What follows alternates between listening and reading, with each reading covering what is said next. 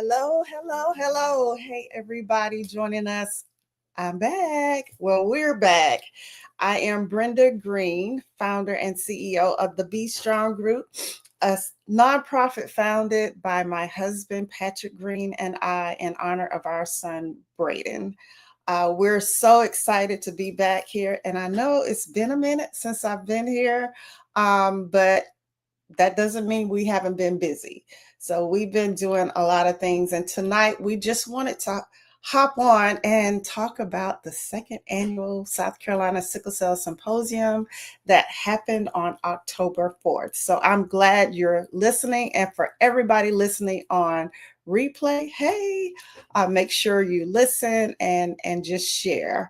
And we hope to have you join us for future events. So I have a group of people who took part in the symposium that I'm going to bring to the stage to kind of help share about what happened, talk about the importance of what happened, and talk about where do we go from here.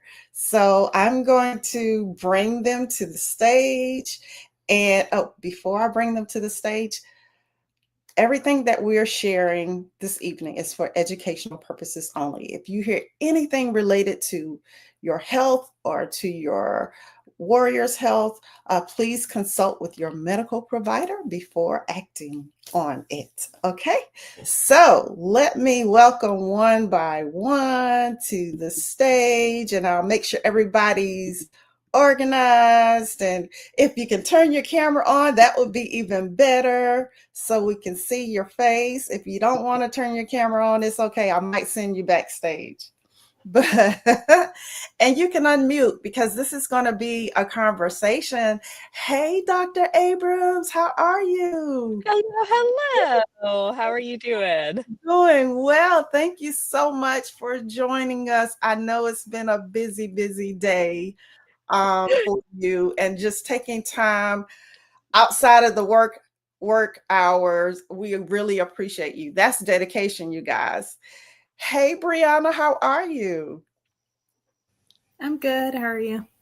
That's good. I'm doing well as well. Megan, hey Megan, how are you? Good. How are you? I'm doing well. Thank you for joining us, Megan. And we'll let everybody introduce themselves real quick afterwards. And hey, Patrick, how are you? I'm doing well. Thank My you. fellow co-founder of the Be Strong Group. All right. So you guys, as I mentioned, we just finished hosting the second annual South Carolina Sickle Cell Symposium on Saturday, October the 4th, and I felt good afterwards.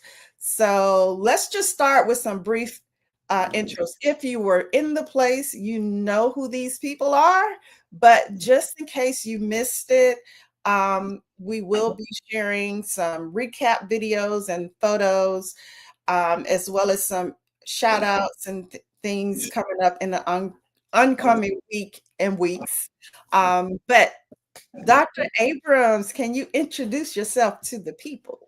Absolutely. So I'm Tina Abrams. I'm the pediatric sickle cell medical director here at MUSC in Charleston. I'm coming to you guys live from my backyard. It does not look like this, but finally got some non-rainy days down here. So happy to be outside and happy to be here tonight.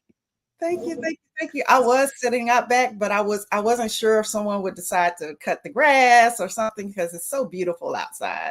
So I had to bring it inside. Megan, Hey there. do you want to tell the people who you are? I would love to. My name is Megan Nix. I am Megan Gwen Nix. I am the program director of the statewide Sickle Cell Services RENA Grant Sickle Cell Services at MUSC. And I am in the office at home. So if you hear my fur child, that's her barking, and she's really excited about this program as well. She's pumped. Oh, heard about the Tuesday chat. That's cool. So, Patrick Green, you want to reintroduce yourself?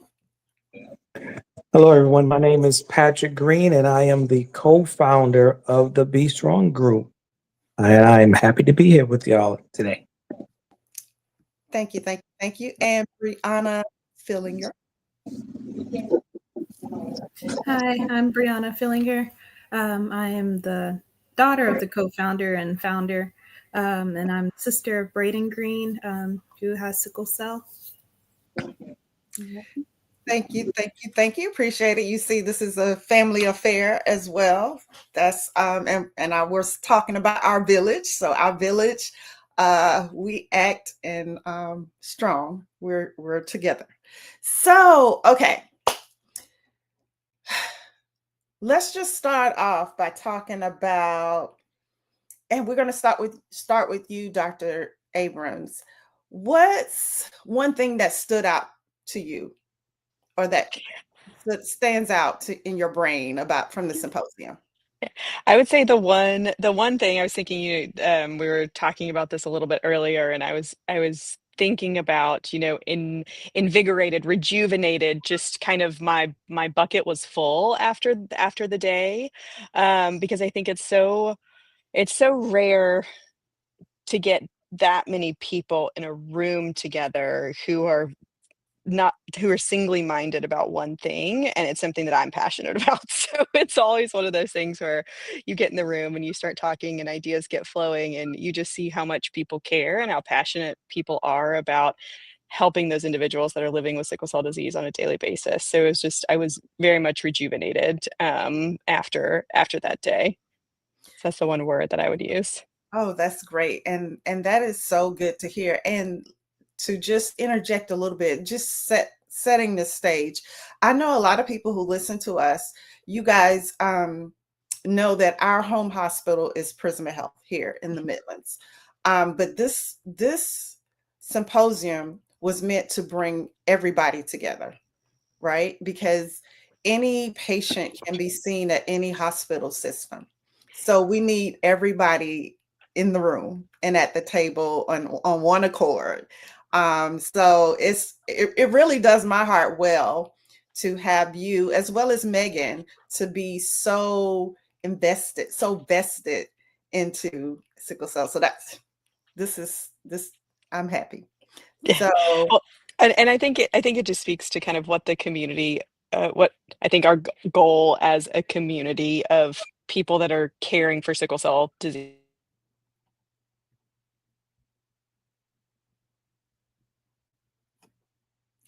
ever it is. I think it just speaks to we are coming together as a community to help provide care for those individuals, whether you are in Greenville being seen by Dr. Anderson, whether you're in Columbia being seen by Dr. Roberts, or in our area in the Charleston area being seen by our team. I think we share patients so often, whether somebody's down here for school or is up in the upstate for school or down here for surgery or whatever it is, right?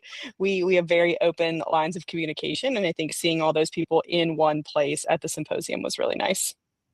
yeah, and I'm glad you stated that. I'm glad you stated that. And I just see someone else just walked into the studio, so I'm going to bring her to the stage as well. Another part of the community, a fellow CBO leader, advocate of a whole lot of years, Miss Yvonne. Hi, Miss Hi, Yvonne. everybody. How are you? I'm good. How's everyone? We're We're all doing good. good. It's great Good. to see you tonight. Miss Yvonne, I know everybody knows you. Just do a quick, uh, brief intro. Tell the people who you are.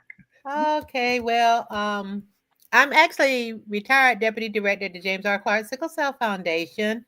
I've been there for 28 years. Actually started as a volunteer, and because of my own personal experiences with breast cancer and seeing the disparities of those who were dealing with sickle cell disease, the difference in the treatment and care, um, I just developed a deep, deep passion for this cause. And basically, I dedicated my whole life to it for the past 28 years. Wow. And we appreciate you for doing so. And that shows the collaboration that's necessary in order to advocate appropriately. um, and to reach as many people as possible. So we're having a discussion. So one of the things I had asked, what was something that stood out in your mind from the symposium? So I'm going to go to Brianna. What is something that stood out to you from the symposium? So something that stood out to me was just the different people that were able to be in attendance.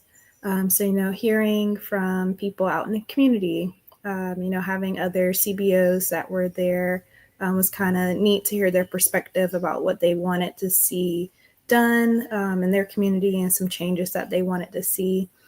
Being able to hear from the healthcare professionals was nice to always, kind of get feedback from them about their experience and what they have to offer with their different centers.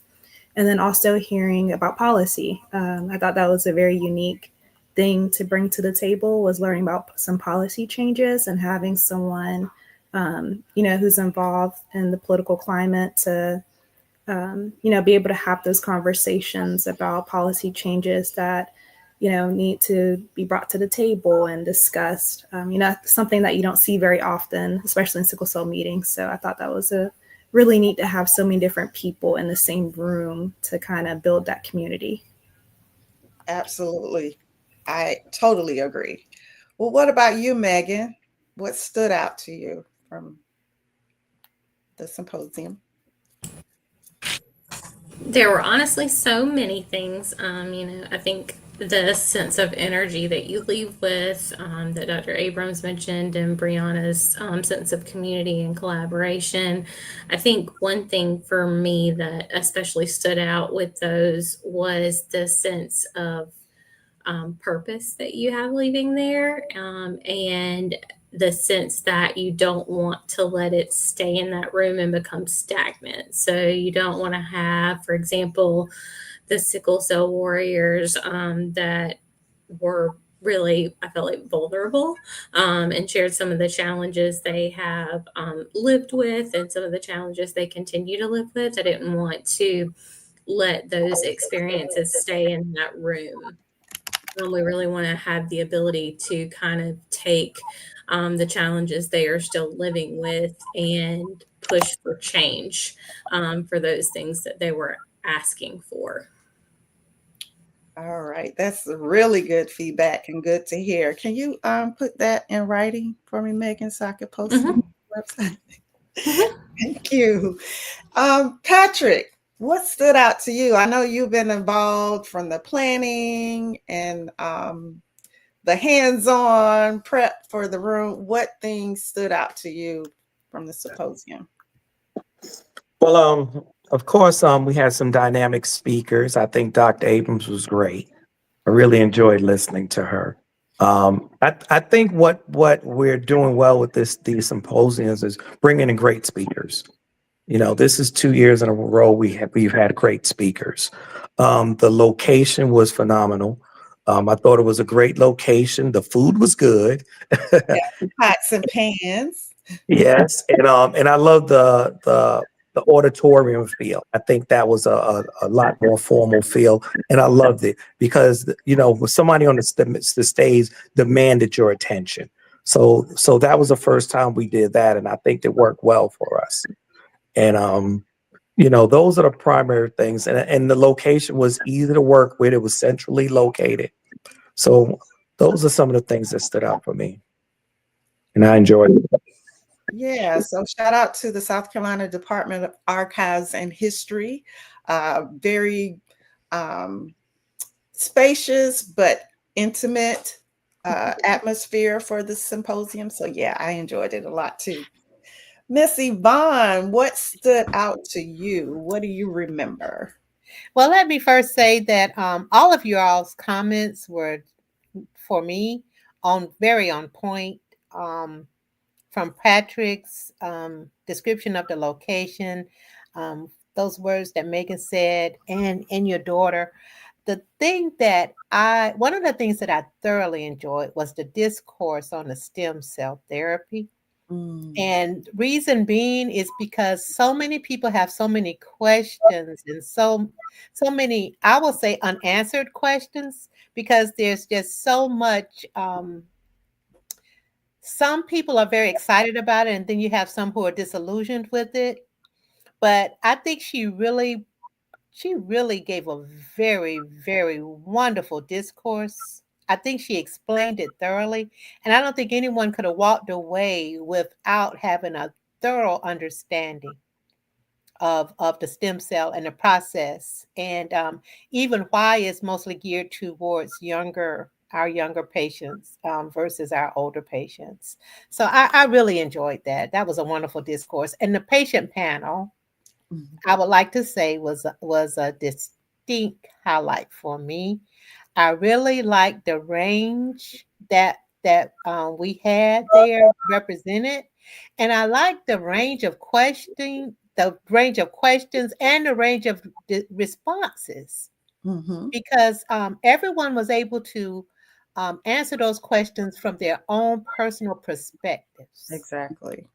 And I think each one of them had just genuine and authentic responses. And I think it really gave a very much needed reflection of what it's like to live with sickle cell disease on a daily basis, and what it's like to deal with our healthcare system.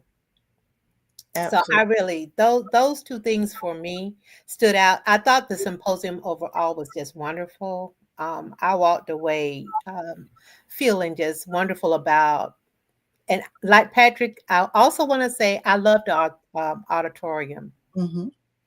and All how right. everybody had to look up at the stage. I thought that was really nice. Yeah. That was a very nice presence. And the where the vendors were, it was just really a perfect fit. Yeah.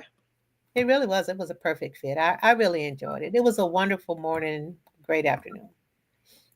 Yeah. Thank you for that. I appreciate and well, it's being recorded. So I'm noting all of the comments, but in planning for next year, October 3rd, Okay. 2026, Saturday. Yeah. Okay. So put it out there in the atmosphere. Yeah. But yeah, I agree with you, Miss Yvonne. Dr. Abrams, I'm visual. I'm a visual Yes. Me too. Yes. Me too. Yes. all of the documentation and the Mhm. drawings. I'm like, Mhm. yeah, that's me too. So, and it broke it down, and I heard multiple people say that Yes. after the presentation. So, Mhm. yeah, that was great. And how powerful is that patient and caregiver voice? Oh I mean, yes. Yes. Yes. that Yes. and that's one thing, even with the Be Strong group, right? You know that we host blood drives. And one thing I knew for sure is to put a face on the issue. Mhm. That Mhm. touches people, that connects with people, that makes it real, because it Oh is real yes. to us. But sometimes people need to see and hear for themselves. Mhm. And especially with the patients and caregivers, and um, having them there, not under duress, not Right. in a hospital setting, not Right. praying for their baby to be okay, or for their spouse Right. to be okay, or even for themselves to be okay. Is Mhm. there of, for the most part, healthy mind, and body, healthy body, because we know at any point in time they could be in pain. Right. But it was good to be able to have them express themselves um, Yes. in at their own leisure, Mhm. So I was grateful for that, and to hear the provider in Yes. well. Yes. You know, Mhm. they kind of showed how they are our allies as well and are invested in the cause. So I was happy. I was happy. And Everything come. I will say it was very unique to have a caregiver and patient panel kind of combined, because I think a Mhm. lot of times you have them separate, and I think it was really, really beautiful to see that discourse between moms and patients and children, and it was really nice to see kind of that combination of individuals, which is very unique. You don't often see that, and that was very beautiful. Right, right. So That's a good point as well. And I want to shout out to Dr. Lori Vick for suggesting having both panels, provider panel as well. Thank you, Dr. Lori, if you're out there listening. So I know we all touched on about how it felt to be, I know how it felt to be in the room with everybody thinking sickle cell. Let me just say, back in 2017, I attended my first SCDAA conference. And that was my first time ever being in a place where everybody was talking about sickle cell. And it was so overwhelming to me. I think I cried, and I think I cried just about every session because my heart was just full. I'm like, all these people here for sickle cell, So that's one of the types of atmosphere I wanted to create, of course, on a smaller scale. So that was a good thing. Anybody wanted to add more to that, as far as how you felt being in a place where it was solely focused on sickle cell and access to care? Anybody? I know we touched on it a little bit. I always feel like I leave those sessions and those, whether it's a symposium or a workshop or whatever it is, or like a day in clinic, those where you are just solely focused on one thing and helping a patient either get access to something or helping an individual make it from point A to point B. I think it always just, like I said before, just like fills your bucket, right? There's so many things in our healthcare system that can just be soul sucking, and whether that's as a patient or as a provider, that when you're finally together with like-minded people who are trying to improve care for patients that you're also passionate about, I just think it helps you remember that why that we do what we do every day. And so I think this symposium really helped a lot of people, kind of ground a lot of people and say, here is a group, local, not national, like in the state of South Carolina, who are all ready to do the same thing. And that's provide excellent care and make sure that warriors and their families feel supported.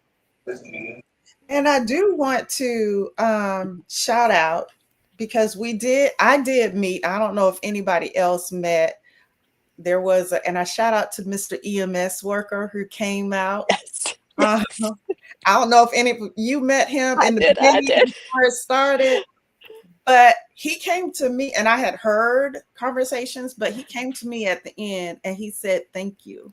Like, because I have a totally different perspective. And I was like, I'm glad, because my son could be that adult patient riding in the back of your van, your bus, your EMS vehicle. Right. I'm glad you have a different perspective. And I was like, make sure you share with your friends. Well, and I think it just speaks to like the power of bringing like people together in one space. I think, in the era of COVID, we have moved to a lot more virtual stuff, but I think there's so much power in getting the people in the room together, because, I exchanged information with him to like reach out to me. He has ways to contact me so that we can set up educational sessions. Okay. And so I think it's those ways that you can meet people and just organically start to have those relationships where you can really impact change pretty significantly. Oh, yeah. I'm so glad he came. I'm so glad he came, because even if it's just one person that we've added to the team, it was worth it. It was worth it. So, did any of you, what was it that you learned or you heard that made you stop and think, or maybe even rethink? Anybody want to hop in and share?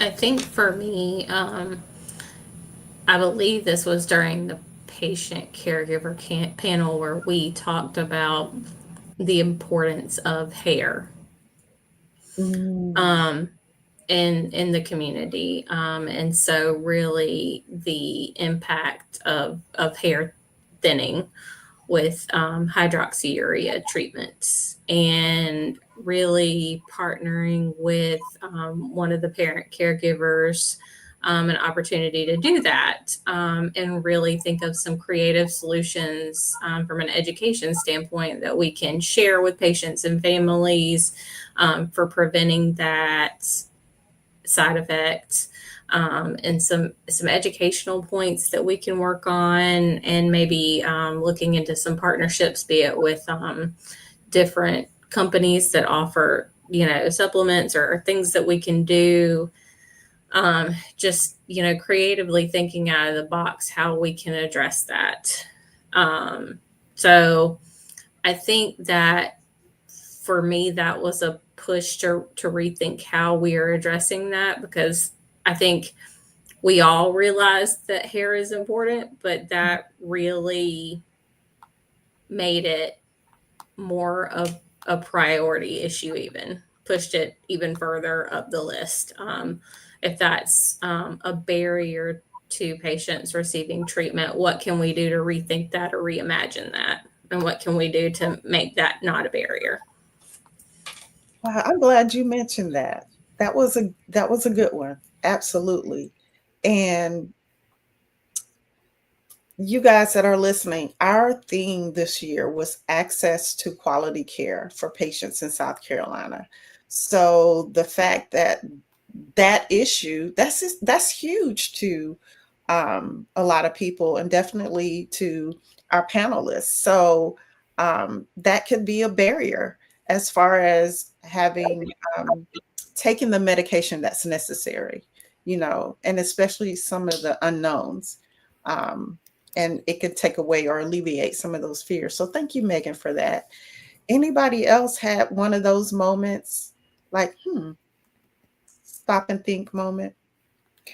When some of the patients actually expressed their reluctance toward the stem cell therapy, that was because I thought personally when it came out, I still remember the moment when I'd heard about it, and knowing, because I work with so many of the specialists in the background, I knew it was going to be made public. But when it was, I just thought everyone would want, to be a part of this new therapeutic process. Mm-hmm. But realizing that many patients are just not ready to even those who may qualify are not really ready to take that plunge into the stem cell therapy. It did give me a different perspective. And I think it was interesting when the one panelist I mean, she made it seem like she didn't want to take that opportunity away from another warrior because Mhm. she didn't think that she was sick enough, if that makes sense, which I think is just everyone comes at sickle cell disease and their experience so incredibly different. Right. And so you really have to, meet patients where they are and, say, these are the patients that it was shown to benefit. I'm very solutions oriented. I gotta, I gotta sometimes work on that. But I think it's really about, meeting patients where they are and helping them, because it is a journey. We talk about going on this journey Mhm. together, and it's not just a set of check boxes. It's really a journey and a growth. And that's one of the things that I've noticed the most, being newer to MUSC, is that the more people see me, the more patients see me, the more they understand that I'm here for the long haul, and that, I'm part of their team, that trust and that community is really, really helpful in that bigger journey. And I know that Dr. Roberts probably feels the same, and Dr. Anderson and all the sickle cell teams feel that, that we need to have a relationship with our patients so that we can all go on this journey together. Right. And even with that discussion, part of me could relate, especially from the advocacy perspective, because I venture outside of South Carolina, and you start meeting so many people from so many organizations throughout the entire country and nation and world. And so you tend to, there are more stories that you hear, there are more opportunities to hear where the curative therapy did not work, Right. or there was some negative. So I know that, and as a mother, a caregiver of a child, now he's a big child with sickle cell, that adds a layer of fear in myself because I see what has happened with others. So when you know a lot more stories outside of what's in our own state, it kind of adds to the extra layer of fear, of hesitancy. But I also, and speaking with, researchers and other physicians and specialists, the research is there and it's definitely getting better and it's definitely getting safer. So there's hope Yes. that it'll be safer for everybody. So I know, Megan, you were at our inaugural event last year. Is there anything you want to share? Is there anything you want to share as far as the difference or what's even better than last year? I really echo about the facility this year. I feel like the facility last year was fabulous. It was beautiful. But I feel like this setting provided an even more intimate feeling. And I don't know how that's possible in an auditorium, but it did. So it provided this sense of community and togetherness, a real organic sense of just everyone being there and really focusing on learning. And one thing that I truly appreciated, and I think that the patient panels did a wonderful job last year as well. One thing I think that was fantastic is that the patient panels this year, particularly our two warriors that had very differing opinions about gene therapy, they dissented so beautifully, which I respect, and just thought so highly of the way those two young women presented themselves and their outlooks and their opinions. And I just was so truly impressed by the way they were able to express themselves and the way that they felt about both of those treatments and why they felt that way. And I think to be able to do that on a stage and in front of an audience is incredible. And gives people sometimes the courage to be able to acknowledge that they also have differing opinions and that that's okay. And I think that's one of the biggest things that I hope we as a program try to encourage is that we want you to have all of the information and work, with you to choose the best way to help you navigate life with sickle cell disease to have the best outcome possible, because we want you to have the highest quality of life and the best outcome. Right. And I'm glad you mentioned that because we definitely wanted it to be a safe space, a comfortable space to where we can be transparent and with some boundaries, but be transparent. And even from the provider perspective, so that we can start these hard conversations.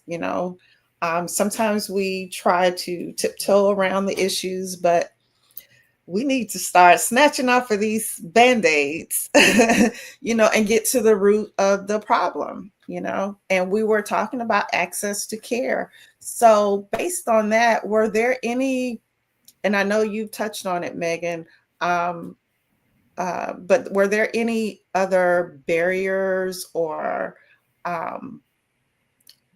challenges that you heard either from the patient, caregiver, or the provider that was different or you hadn't heard before? Anything like that outside of the care? I truly don't think there's necessarily anything different per se. I think that we are dealing with a lot of the same challenges, and I would love to hear everybody else's thoughts on this. One thing that really struck me was the ask from our Sickle Cell Warrior panel for mandatory emergency department education, and how we can really mobilize that and make that happen in a meaningful way. Right. It's one thing to throw education at people like spaghetti on a wall and see if it sticks, but we really want to do that in a thoughtful and meaningful way. And so, the other, our other challenge is policy and how that obviously changes depending on what year. But I think all of those challenges we can navigate. We just have to work together as a state. And that's why it's so nice to see everyone come together in that setting. I think that SCDAA is a wonderful organization, but I think that it's important to acknowledge that not everybody has the resources to make it to that conference every year. Right. Just realistically, from a financial and travel standpoint, it may not be possible. And so to have that ability for individuals to be able to come into a space and find that community and that support in a state setting, I feel like is very important for our sickle cell warriors, and for our CBOs, and even for our providers. If we can grow that, and then like everyone said, bring a friend, Right. so that we can increase that education throughout the state. And that's almost like a transition. So how can we move on from here? What can we do together as a community to act on some of the things we discuss or react to some of the things we discussed at the symposium? I would love to see more of our medical teams from the various hospitals involved. Mm-hmm. The ones that actually work one-on-one with our patients, just like our EMS person walked away with a completely different perspective. I think even with our hospitalists, some that, more of our nurses, some of those who have hands-on, I would love to see more of them involved. Okay. And as Megan said, it is through education and exposure that they actually, get to hear these stories firsthand. Because I've even heard sometimes patients being criticized for saying that they're in pain, but talking on the telephone or listening to music and not understanding that sometimes patients seek a distraction for pain. So really just getting them to really understand some of the layers that our patients deal with on a daily basis in their care, in living with this pain. I think if we could have more understanding of that from our medical teams, I think that would make a huge difference. I agree. Dr. Abrams? What do Yeah, you? I mean, I think, I always think that it starts at the ground starts at the ground up. And I think in medical education, it starts with the medical students. And if you are able to reach them in a meaningful way from the beginning and then reinforce and reinforce and reinforce, then by the time they become practicing physicians, 5, 6, 7 years down the road, they remember those experiences. Sickle cell patients are going to interact with every part of the healthcare system, whether it's OBGYNs or pediatric providers or surgeons or orthopedists or you name the specialist, and they are probably going to interact with a sickle cell patient at some point during their career. And so I really feel passionately that I, as a provider in an academic medical center, can really help to change the mindset of medical students by providing education, bringing them into sickle cell clinic to shadow or work or inspire them to go into the field one day. And so that's how I can see taking this as really actionable items of making it so that medical students are at these conversations and hearing what's happening at the table, I think is really important. And I agree. And I'm also grateful. Like we had the USC genetic counseling program students there. They wanted to volunteer, so I was grateful for them to be there, and they were happy to be there as well. But that's just an area away. That's a location to start. That's somewhere to start with. Education is important. Yep. So let's see if we have anybody else who's joining and want to join in on the conversation. That would be great. But we're talking about what can we do going forward. And we exchanged some great ideas. What was a moment that really touched your heart at the symposium? And I won't call any names, but anybody who wants to answer that. Was there something that kind of tug at those heartstrings?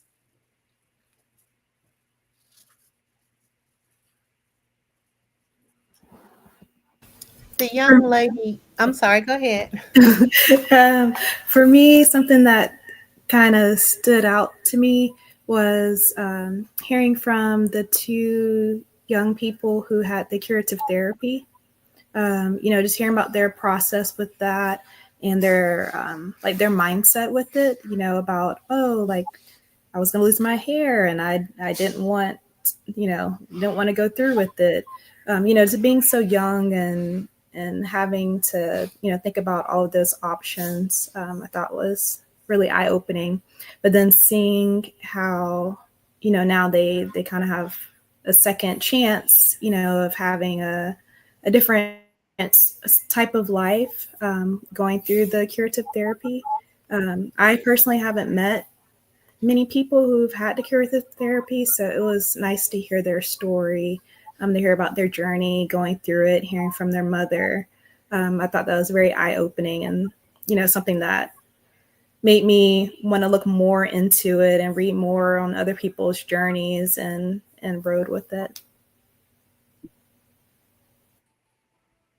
I enjoyed, this is Angela, and I joined late, but I enjoy hearing their others' perspective on their journey from a caregiver and as far as the warriors. I just enjoyed hearing their story and how um, what they see as far as from the outside looking in, as far as what the doctors can do, how what their perspective is. So I just enjoyed just hearing what their take is on what they see and what they will want a change to be and what that change should look like.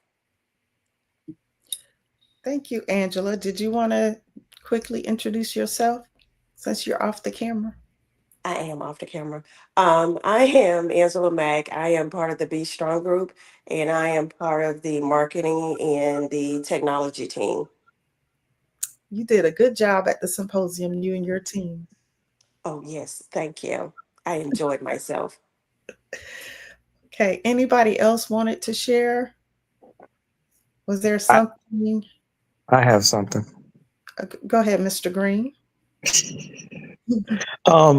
I thought for this symposium, we actually had a couple of themes. I think village was the other theme, which coincide with our founder on her book release, Get Yourself a Village. Because if you look at it, a lot of the conversations led back to talking about villages. And I think during one of the panels, they talked about the different type of villages you can have. And someone was saying that they said, remember, your village doesn't have to be someone that's blood related. It could just be someone so anyone can be your village. And I thought, and they said, well, like when you're a college student, it could be your roommate. And I just thought it was so interesting when I looked at the audience and I saw Braden, his roommate was sitting next to him, shaking his head, yes, up and down.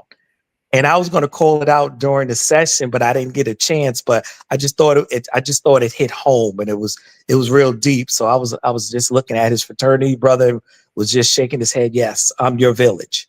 So I just thought that was one of those moments that hit me pretty good. Yeah. Yeah, that was good. Yeah. That's gonna warm your mama heart, huh?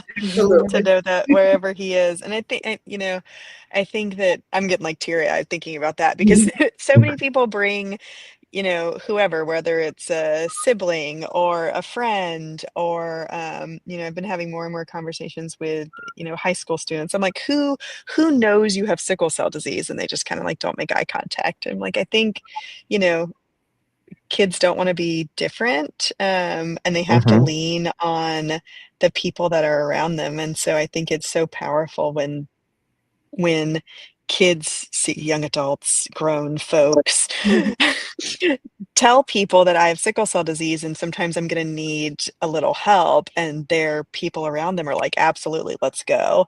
And Right. so I want to be able to reflect that in the medical system too, where it's, a person with sickle cell disease comes into the emergency department and says, I have sickle cell disease and X, Y, or Z is happening. And the emergency department jumps and is like, we got you. Don't worry, no matter where you are.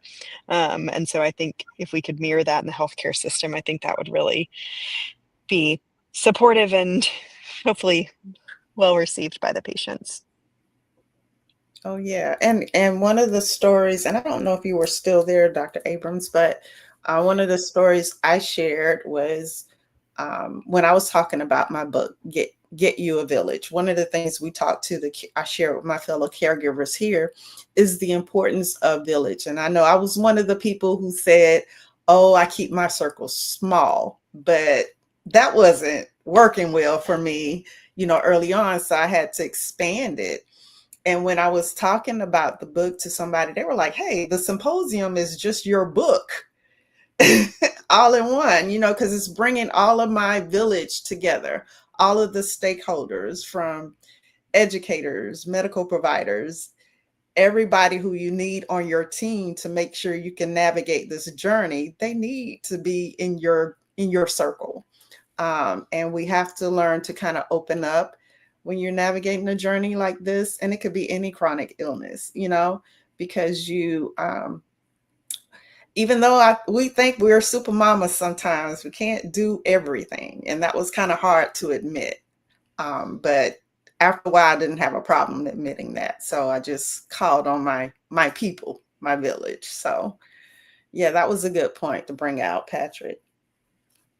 Thank you for that. Anybody else wanted to share a heart moment? I think for me, what I noticed was Mario mentioned that I think he said his team told him that he would not live past the age of 9, and that's not an uncommon thing to hear. I've heard that several times, and it almost becomes such a common thing that you don't really think about the impact that must have on a person that's a human that has to hear that message from someone, and their family has to hear that, and really process that, and what that must feel like. But then to really see how he has taken that and turned it into a completely different story, and to be the blood distribution manager and making sure that sickle cell warriors all over the state, not only in South Carolina, but Georgia, are getting the blood products they need. And really that he's proven that really, really wrong, Right. if you will, is incredible. But every time I hear a sickle cell warrior, they tell me that it just hits me how incredibly hard that must be to hear, not only for the sickle cell warrior, but their family. And I think sometimes, I hope that it's never lost on healthcare team members, that even though that's a very common occurrence, that's a person that has to hear that message, and that's someone's family that has to hear that and process that about a loved one. Right. I don't even want to imagine that. And I'm grateful for Dr. Carla and Dr. Clater.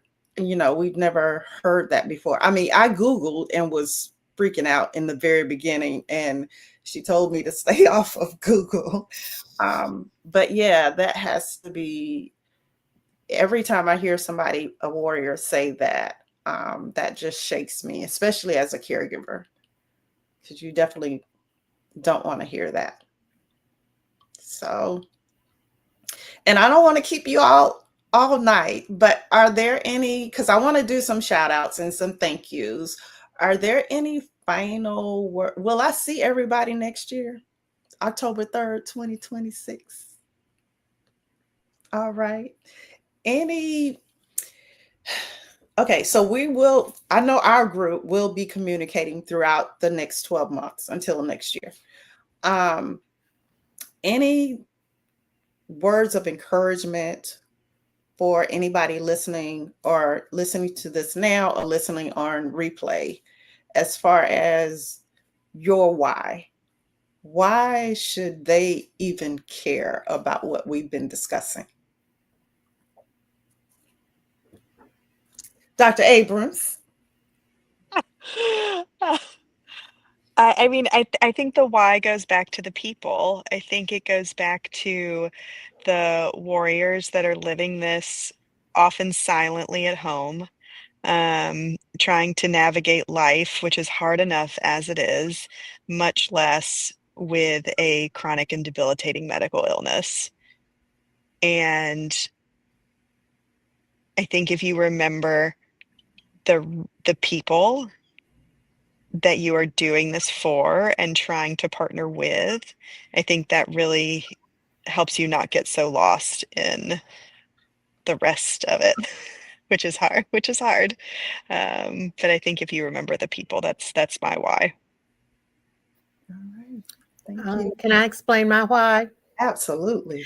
My why is, believe it or not, over my course of 28 years working with the Sickle Cell Foundation and with the sickle cell community, there are some aspects that are still prevalent, just as prevalent as when I began.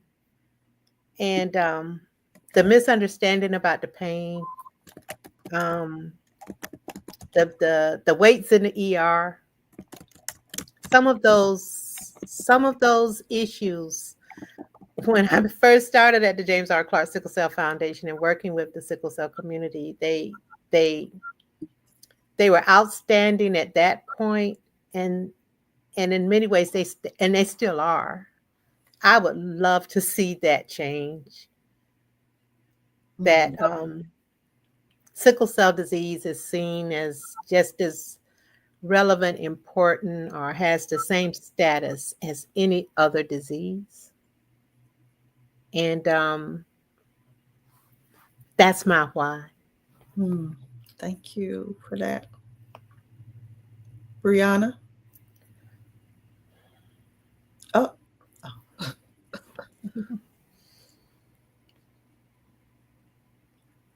That mute Sorry, I button. keep pressing the wrong buttons. I would say just it doesn't cost anything to help people. So, we all go through something at some point in our life.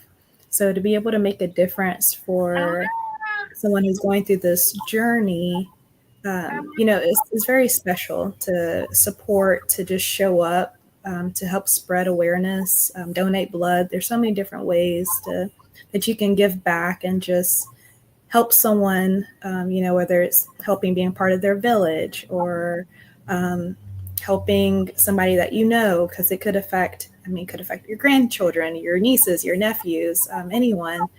And so just being able to just be there and support in whatever way that you can, whether it's financially or, spreading awareness to coworkers, showing up, advocating at hospital systems. It's just important just to be a good person and to support one another and to help people who are going through hard times, because if you were going through a hard time, you would want someone to help you in any type of way that they could as well. So I think just having that mindset of yes, you may not have sickle cell, or you may not know someone immediate to you have sickle cell, but I'm sure you know someone who has gone through hardship or has been sick, and you know what that's like. So just try to internalize that and give some personal feeling to it, and I would say that would be your why. Very good. Megan?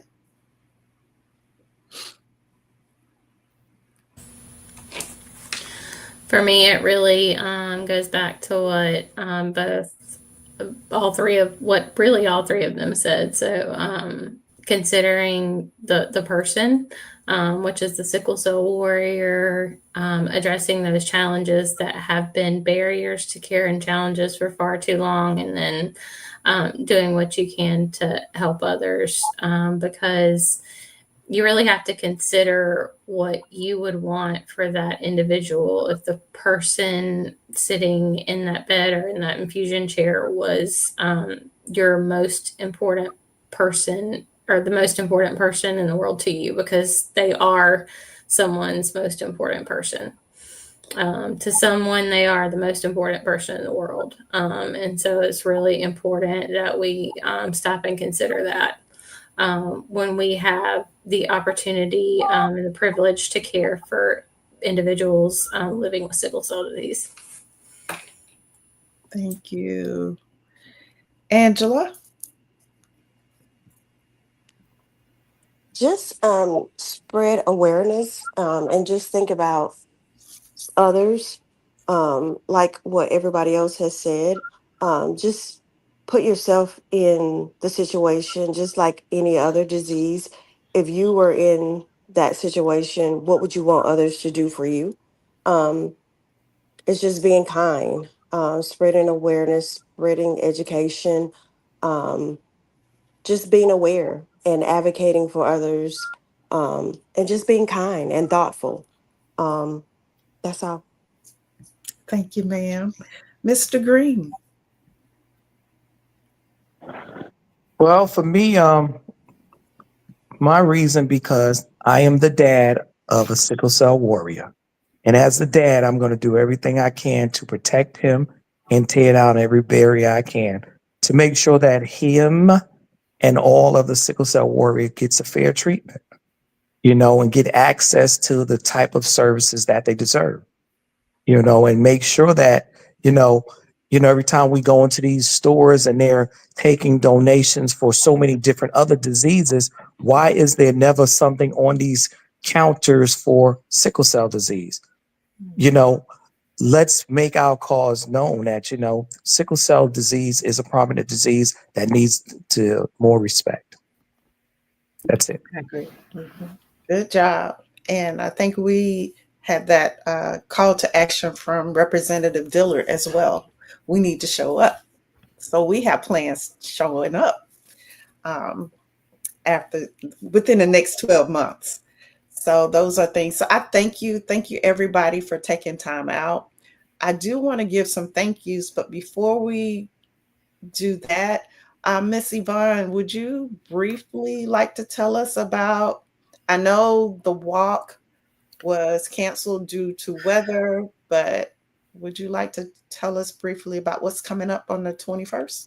Yeah, on the 21st, Tuesday evening at MLK Park, 2300 Green Street, we're going to have a walk celebration and award ceremony. The first 30 minutes of the walk, we give our plaques to our walk ambassador, who is Chief Aubrey Jenkins of the Columbia Fire Department. So we will be honoring him, as well as our scholarship recipients, and as well as our first, second, and third place team winners as well. So we want to ask the public to please come out Tuesday evening at 6 o'clock at MLK Park. It will not be a long event. We'll have a few vendors, have a lot of fun, have our boots on the ground, line dance at the end. So just come on and join in the celebration and help us raise awareness. All Much right. needed. All right. And so I'm gonna bring my fan. Yes. Right? Okay. I will. All right. Thank you, Miss Yvonne. And again, thank you everybody for coming on and joining me at the last minute. Quick shout outs. I want to shout out to our sponsors of the symposium. We have Pfizer, Beam, Agios, Vertex, Novo Nordisk, and Sickle Cell Community Consortium. I appreciate them. We are a CBO partner of that consortium. Our caterer, the food all day long was pots and pans. Thank you, Mr. Ron and Tam Waters, our photographer, and I'm anxiously waiting on the pictures. Danny Snaps. Lockheed Media, Justin actually did a recap, and I'm going to make sure I email it to everybody. I don't know if you've seen it, but he did a great job with that, capturing some snapshots. Delia. She had to put up a lot with me, but Southern Events by Delia. She was my project planner and event day do-it-aller. Volunteers, we had the COLA City chapter of Top Ladies Inc. We appreciate them so much. Thank you, Miss D. USC Genetic Counseling Program. Thank you to all the students. I have some pictures to share. Exhibitors, Department of Public Health. Remember, they used to be formerly DHEC. Now it's the Department of Public Health, and I actually work for the Department of Environmental Services, split agency. But thank you, DPH, for being there. Elizabeth, thank you. MUSC was there, their table manned by our very own Miss Megan Gwen Nix. Thank you, Megan. And thank you, Jen, with the presence study, a very important study. We'll share some more information how people, sickle cell warriors between the ages of 16 and 30 can participate through the University of Pittsburgh. Jen was there. Thank you. All of our partners and fellow CBOs, LD Barksdale, Sickle Cell Foundation, Miss Fronda, James R. Clark Memorial Sickle Cell Foundation, Miss Yvonne and team. I know you're retired, Miss Yvonne. And thank you, Carol Ann from the Orangeburg Sickle Cell Anemia Foundation, Visha Jameson, who was also our moderator for the provider panel, DRE 365, the Raleigh Foundation. Thank you. Our moderator of the event, Dr. Tracy Swilly, our National Principal of the Year. Thank you. Our keynote, our very own Dr. Christina Abrams. Thank you. Appreciate you so much. And Dr. Alan Anderson. Dr. Alan, I know you're going to be listening to this on replay. We appreciate your video contribution so much. We hope you had a fabulous parent weekend at your daughter's college. Dr. Carla, we love you. Dr. Carla Roberts, thank you. Dr. Coretta Generette, thank you for being our moderator of our patient and caregiver panel. And our panelists, Carolibia Roan, Mario Jenkins, Keandra McGugan, Ashanti Yates, and Tony Yates. We appreciate you all so much. And again, Visha Jameson was the moderator of the provider panel with Dr. Abrams, Dr. Jeff Schatz. Hey, Dr. Jeff. Shaniqua Williams and China Hollis, our nurse practitioner at the adult clinic. Thank you. Thank you, Benjamin. Thank you, Benjamin, with the USC Medical School of Continuous Professional Development and Strategic Affairs. Thank you for setting it up for the CMEs. Dr. Lori Vick, we appreciate your insight and your guidance. My team, the Be Strong Group team, Angela Mack, Giovanni Lewis, that super IT team, Patrick Green, and Tommy Jean Fleming, who came through to make sure everything was set up so perfectly. And if I missed your name, I apologize. But all my kids, Brianna, Braden, Jacob, Ebony, Giovanni, I already mentioned. Thank you, thank you, thank you. Without you, this could not have happened. It's a lot of people who did a lot of work, and we're getting started again as we kick off the planning for next year's event. But I appreciate everybody on this panel for taking time out of your busy, busy schedule to share with the people. And I'll be talking to you soon. And everybody listening, thank you. There are some comments that I did not share, so I'm rusty, you guys. But thank you, Miss One Willie. last comment. Oh, go ahead, Megan. I have one last comment. So, if you've not had the chance to read Miss Brenda's book, it is a great read. I actually read it in the car because I was so enamored. I actually read it from start to finish in my car. Oh my I goodness. started it and then I never actually put the car in drive and went home and finished it. So I read it in the car.